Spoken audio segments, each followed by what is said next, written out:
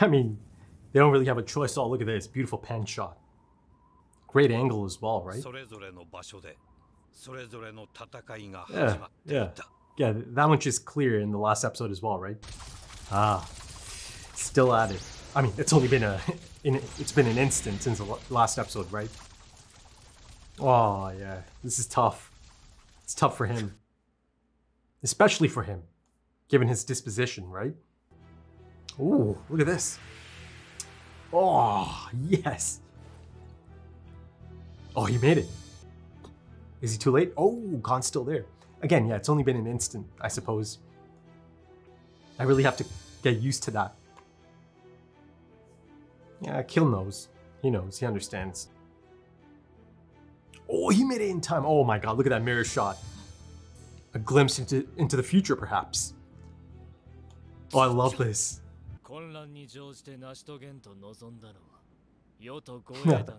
He put it together almost immediately. Oh, look at this. The boys looking on. Killua looking on.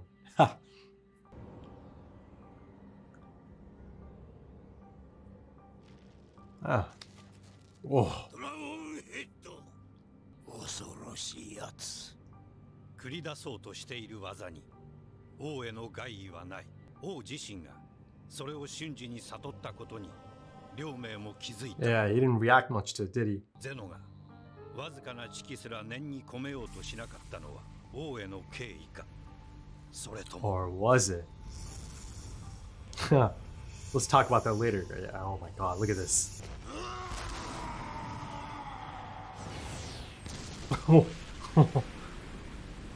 Dragon dive, dragon head. Look at this. Iconic imagery, right? Look at this.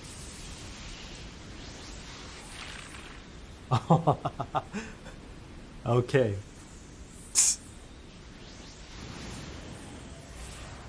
Off they go for one final time, eh?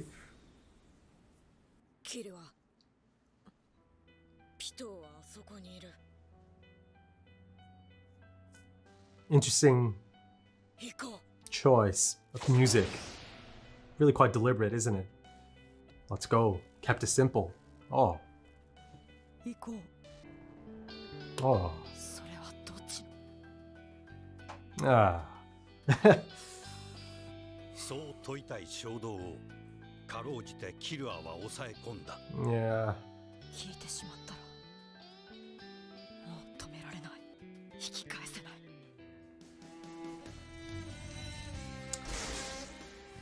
いっそぶちまけてしまえ。 He doesn't want the answer though. 解決できる。 Kind of similar to Shawapoof in a sense. 経験を重ねれば誰もが至る少し先の道。 But again, this is his. 大切なものを失ってしまうかもしれない恐怖でキルアはその道に近づくことさえできずにいた。 Yeah, it's a really deliberate choice to use this piece of music here.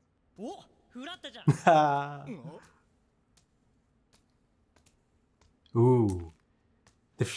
Yeah, look at that. The wings. They've shown me the wings a few times here.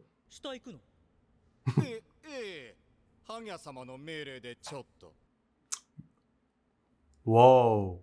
Flutter doesn't refer to him as Hagya. It's meant to be Liol. They didn't catch on though. My new technique. Man's already got a new one. See, there's that disconnect. That's it's so cool.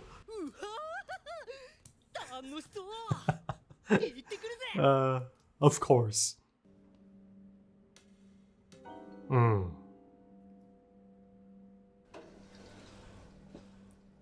That's a great shot. Oh, they did catch on.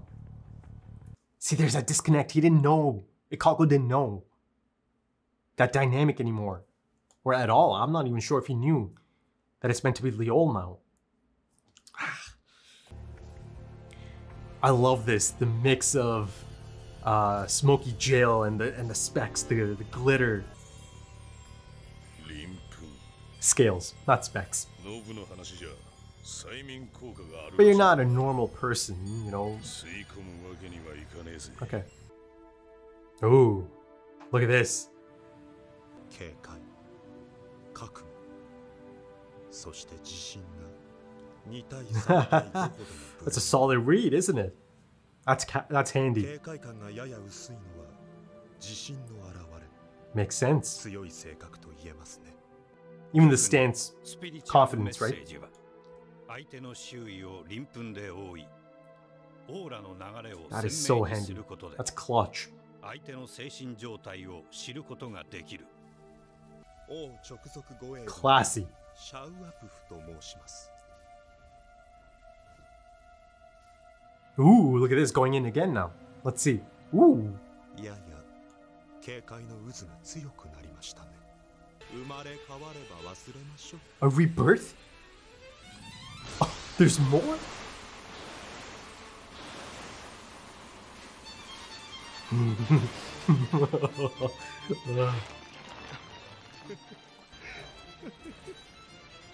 Back in form. Yeah, Moral doesn't mind. 時間をかけてくれるならええ大いに結構。鬼が出ようが蛇が出ようがな。 Jeez. I like that form though of Shah Poof. You know, that really elegant, classy look. But let's see, man. I'm excited. ユピーの肩にあった複眼一つのみ One of many though. 肉体的なダメージは Ooh, ゼロに等しい。 look how annoyed he is though. Yeah. Okay.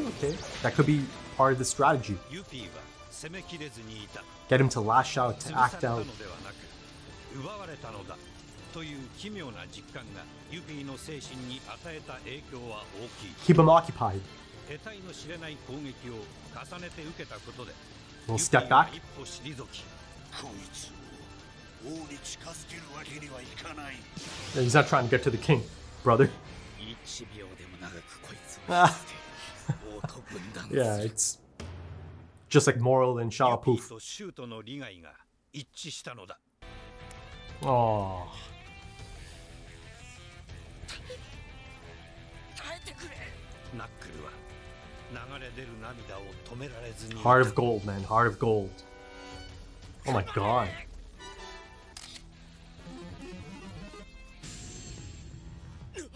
まだ10秒。 Gee. 嘘だろ。この今すぐ逃げ出して。 Wow, yeah. 息苦しくて痛い針のむしろにあとどれだけの時間耐えなきゃいけねえんだ。 He can't take it anymore. Oh my god. ナックルの暴走を止めたのは Oh, it's time already? Double tap? メレオロンの1回目のタップ。もしかして助かった。それは決してナックル Oh, を he 思 has to- ってのことではなく、 Ah, yeah. メレオロンも限界だったからだ。 In the field, your estimates don't really hold. Oh my god. ほんの少し爪の先がかすっただけなの。 Barely scratched him, and look at 利 that. 息と俺の全力一発分のダメージ返されちまった。いつの間に、いや気づかなかったわけがねえ。こいつは今突 Yep, 然 yeah, 現れ okay. た。 So far, so good. 攻撃された遅効性の技か。だとしたらあの時 Look at this, putting it together. この数字はなんだ。カウントダウン、爆弾。 I mean, that feels like the natural conclusion. 減っても増えてもね。 And that too. Not bad, Yuppie. Oh. 早い。 No. Ah, look at that. 誤算があるとすれば、シュートがそれでいいと思い、それにユピーが気づいていない Yeah, こ he's とだ。 accepted it. Huh. Look at this. 俺はまだ Oh man, look at this. It's like a depiction of his resolve, but それでも it's getting bloodier and 静 bloodier. かに確実にシュートの限界は近づいていた。 And it's been completely. Oh shit. He's done it now.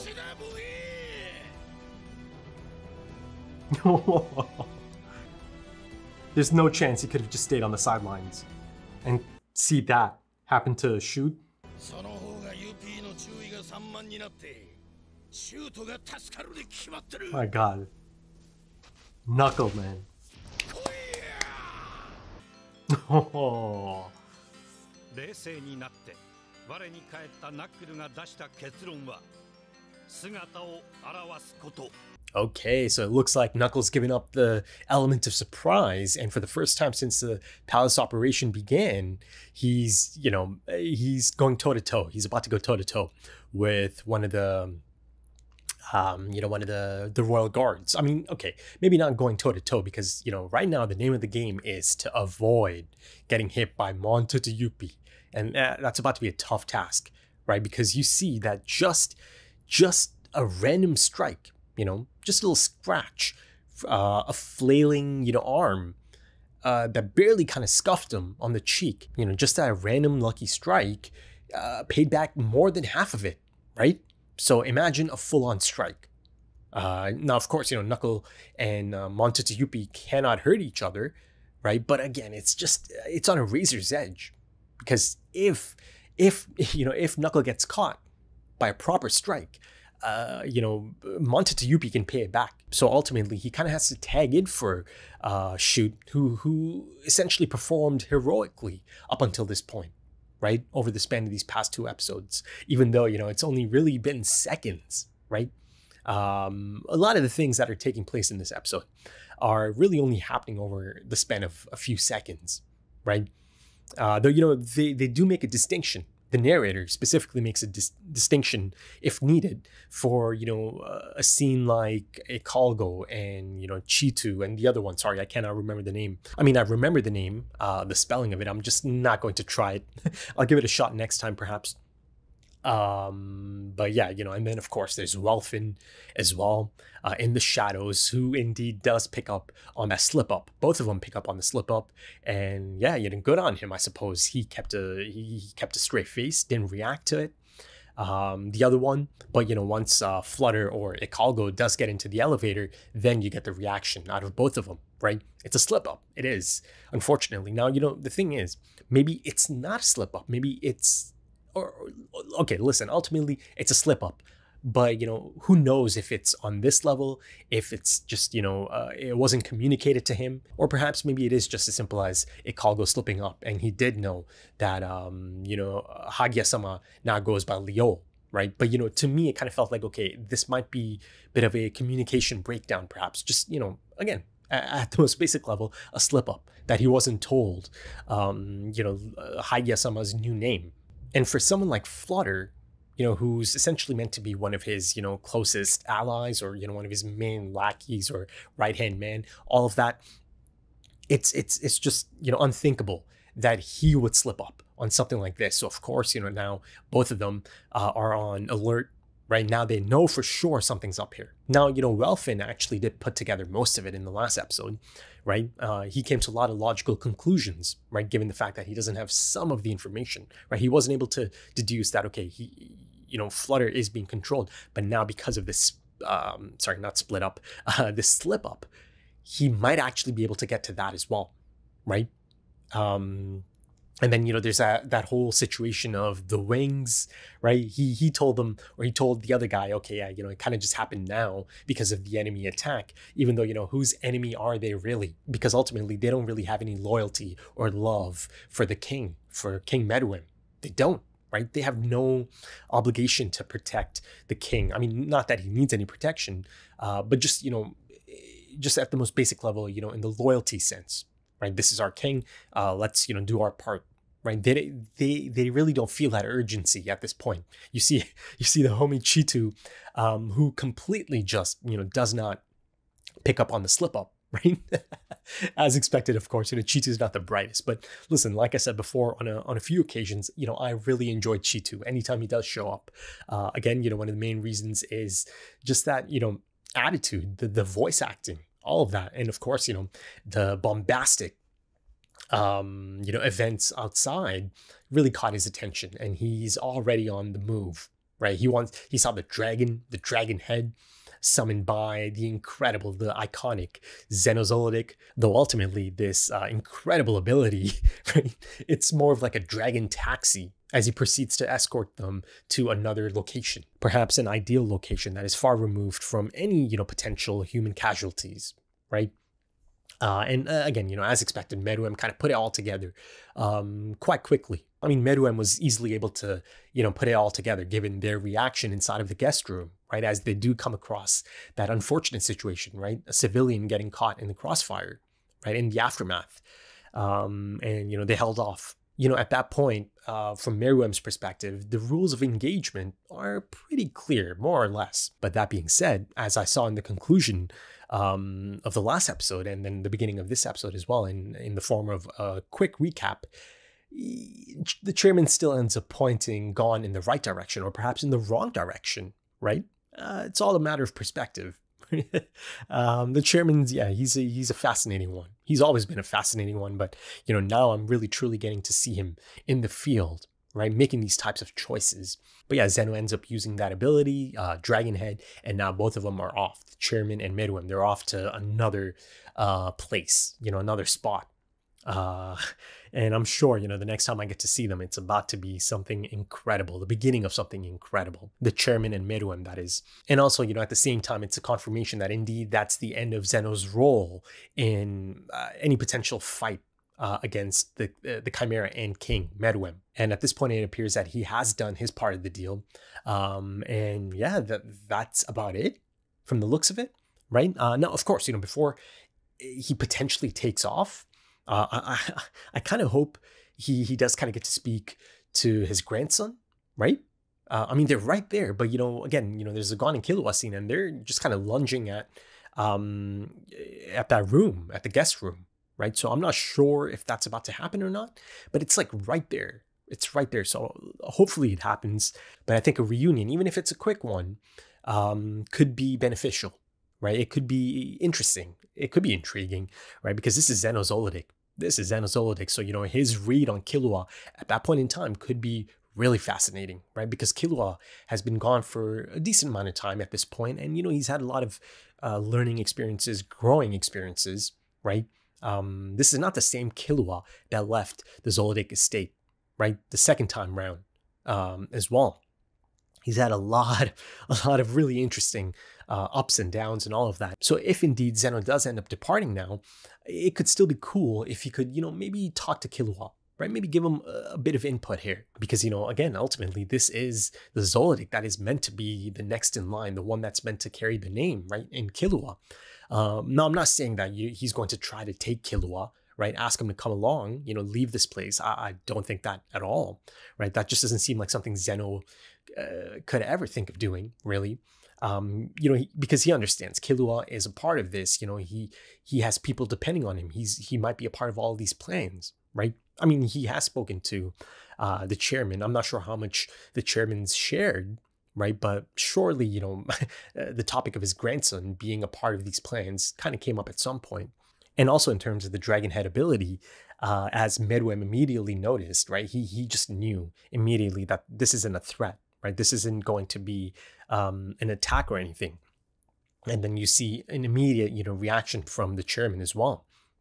The narrator said something like, Zeno made sure or made certain that, the Nen itself is completely neutral at that point. Now, I found the next part really quite interesting. Now, the narrator posed the question, right? Was it a gesture of respect or was it?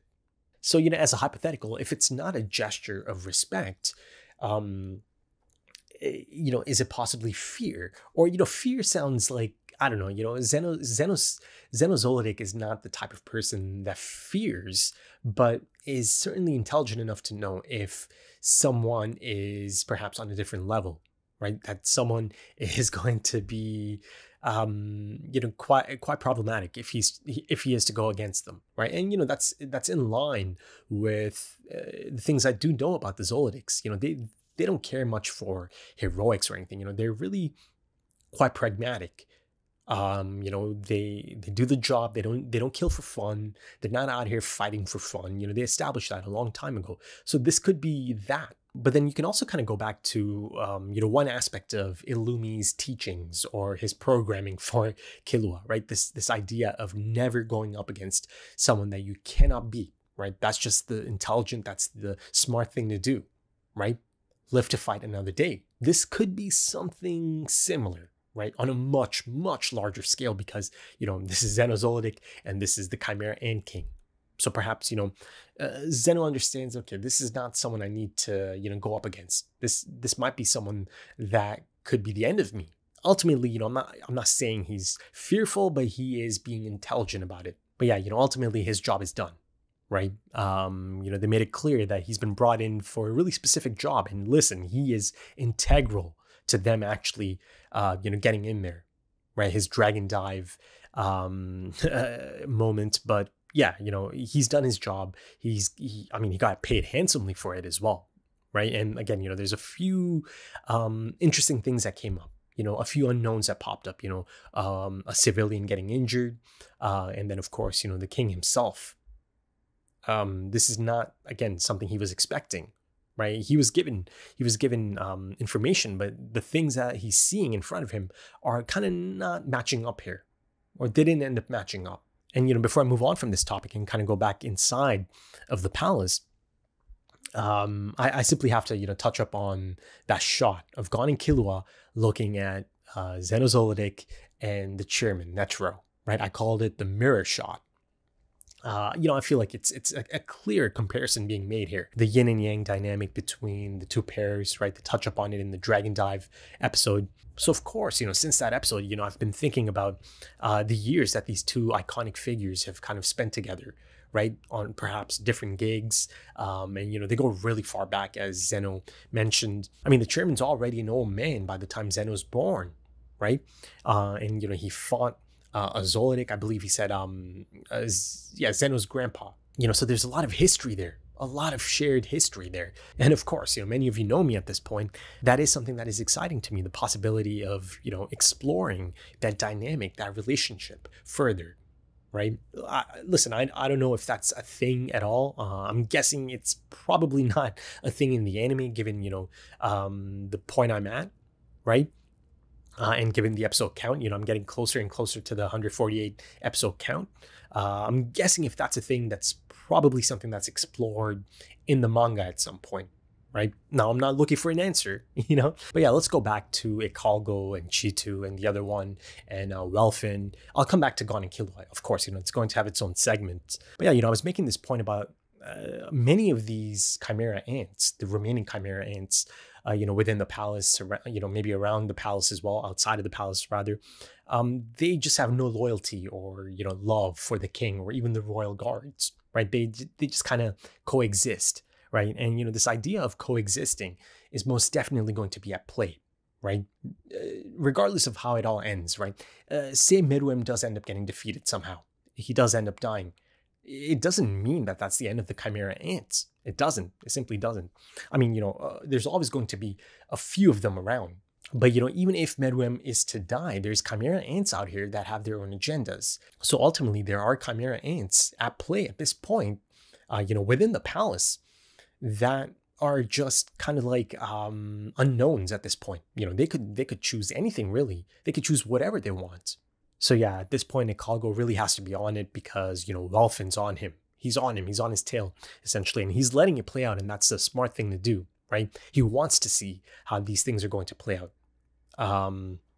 So, he can jump in at the right moment and take, control of the situation. But at this point, there's another member of the extermination squad that finds himself maybe on the sidelines all of a sudden, because of Knuckles' choice to leave God's Accomplice, right? Leave the cover of that ability. So is Meliron just about to watch from the sidelines, or is he about to go on and do something else as well?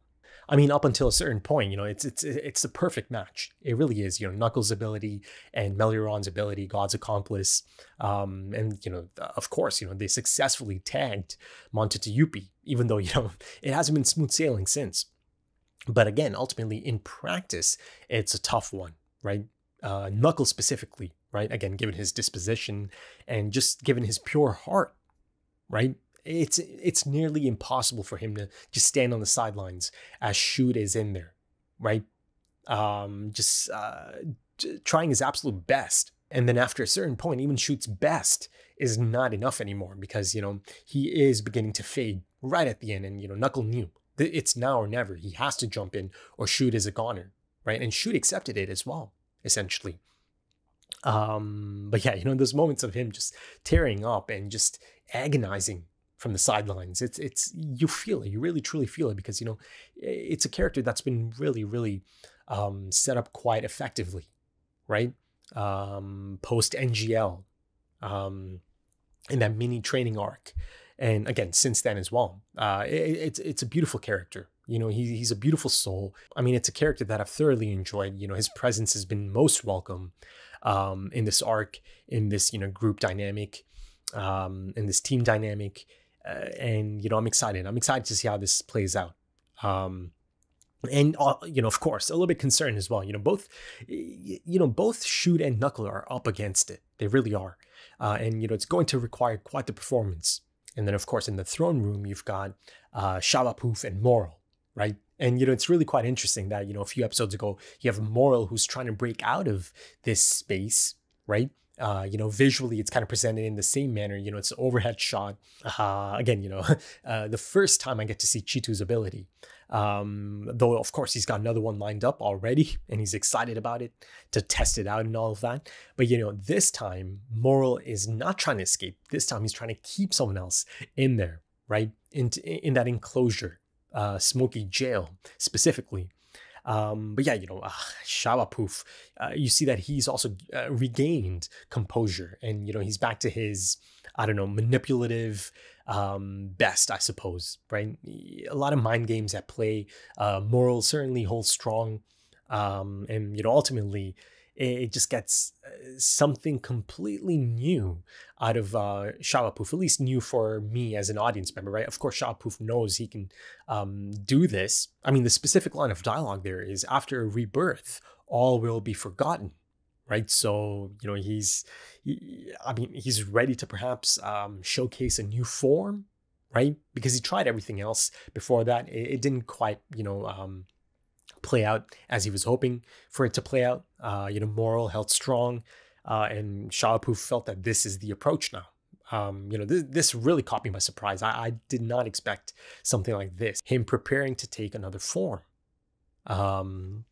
It's surprising, but interesting, and, I don't know, intriguing at the same time, of course. So the fact that he's calling it a rebirth, after a rebirth specifically, kind of makes me think that, you know, I'm about to see a different type of Shavapuf, right? A totally different take on Shavapuf, perhaps. But of course, before any of that happens, I do get to see Spiritual Message in action, right? It's showcased. And indeed, if he did end up using this on King Meruem, he would have had quite the read on him, right? But again, you know, sometimes you don't want the answer to a question, like Killua and Gon in this episode as well, right? You know, I kind of mentioned that, you know, there is a bit of a similarity there, right? Not Gon, Killua and Shavapuf. You know, as far as kind of understanding the situation and kind of really knowing the answer in your head already, but not being able to stomach it. So instead, you kind of ignore it or you suppress it, right? And, you know, this lack of communication, yeah, it could be costly for Gon and Killua. But, you know, the thing is, as the narrator stated, you know, the fear of losing someone he cared for so much, you know, his first friend, his best friend, his soulmate, essentially. The fear of losing someone as special is gone. And this is a sentiment that's been present for a decent amount of time at this point in this anime, right? I've seen it on a few occasions, you know, through the York New City arc, even earlier, right? Then, of course, certainly in Greed Island. And it's certainly quite present at this moment in time as well, right? And, you know, the narrator said something like, you know, anyone who has enough experience could easily arrive at the next step, right? But the thing is, you know, Killua doesn't have that much experience with these types of relationships, you know, this type of friendship. It's his first. You know, all of this kind of stems from just one phrase, right? Let's go, Neferpito's over there, let's go. And, you know, that really kind of has Killua thinking. But then he asked that question, right? In what sense do you mean that? Internally, at least, right? He asked himself the question, right? As he sees Gon once again kind of disappear into the abyss, right? That's the visual depiction of that. You know, that's something that's a bit of a constant. You know, Gon kind of disappearing into the darkness, right? It's pretty clear. It's hard to miss, isn't it? And, you know, I've brought up this idea of Killua being the tether, that he truly needs to be the tether at this moment in time, and he's trying his best. He doesn't ask the question because there's a strong possibility here that Gon might say that, you know, he wants to do this by himself. I mean, he said as much, essentially, right? He said this one's his. So does Gon really even need me by his side for this? Right? Gon just kind of said, let's go. And it's as simple as that. You know, there's no chat. There's no, you know, quick check-in, plan of action, none of that.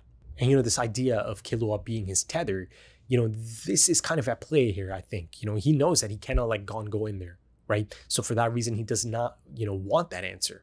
He just doesn't, right? Because if Gon tells him, no, he doesn't need him for this one, that, you know, he's going to do the things that he needs to do, you know, Killua kind of has to hang back then. Right? But he also knows if Gon goes in there by himself, there's a really good chance that he's going to end up losing control completely as well. I mean, listen, there's a good chance that can end up happening anyways, but, you know, Killua could never forgive himself if he's not there by his side, right?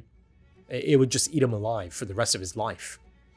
So he kind of overlooks all of it, doesn't ask the question, and he just follows him, right?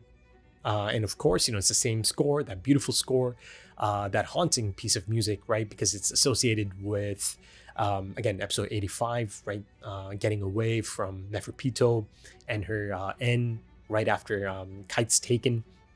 But, you know, this time it's the same score, same incredible piece of music, but now he's following Gon back to Neferpito, right? How about that? Knowing that, you know, it's going to do a number on Gon. He understands this already. He understood this some time ago, actually. And I think there's some fascinating setup here because both Gon and Killua are going to go in there and come across Neferpito healing a civilian, right? Komugi, an innocent, a bystander, right? And now Killua is going to see how Gon is going to react in this situation, right? How is he going to assess the situation? I think Killua has to prepare himself because, you know, there is a possibility here. It's certainly one of the possibilities here that, you know, his idea of Gon as a person could change dramatically, you know, given how Gon could potentially react in this situation, right? Or handle the situation after, you know, understanding it and getting a read on it. So yeah, I'm really quite excited for that. Now, I'm not going to say that, you know, I'm expecting it next episode because I thought it's going to happen in this episode, right? The reunion. Not quite.